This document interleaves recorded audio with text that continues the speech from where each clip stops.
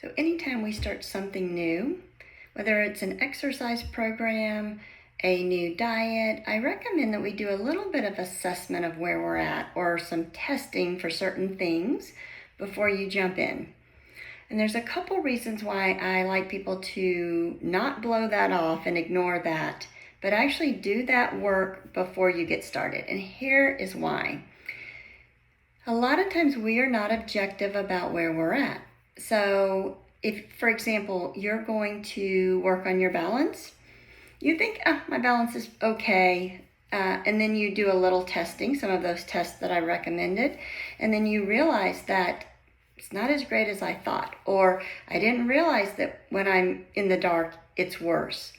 Or that when you're standing on one leg versus the other, there's a huge difference between how stable you are. Great information. And if you write that down, save the date, and then as you work on it, retest a month later, you may find that that has improved. You should find that that has improved if you're doing the work. And sometimes those changes are subtle, right? You're doing the work and you're like, I'm not sure about this. And then a month later you retest and you're like, wow, I'm a lot more stable on that one leg that wasn't doing as well. It also has to do with, like, if say you're going to start a new diet, I always recommend that people not only weigh themselves, and I'm not a big fan of the scale, so I like you to do it once, put the scale away and not look at it again for about a month, but also take some measurements, like measure around your belly button, maybe chest, hips, just a couple different places, because the scale can frustrate us, especially if you like to get on the scale a lot, which again, I don't recommend because it makes us crazy. But a lot of times the scale moves slowly and it's not a true test of what's going on. So you're following the plan, it's been a few weeks, you're not thrilled with what the scale says, but it feels like your pants are fitting a little bit better.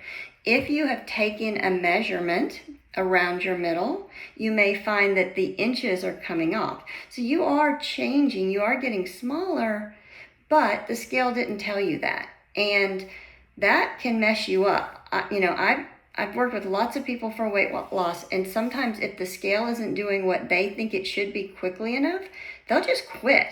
When in fact, they were making progress, it just wasn't a number, right? That number, not important.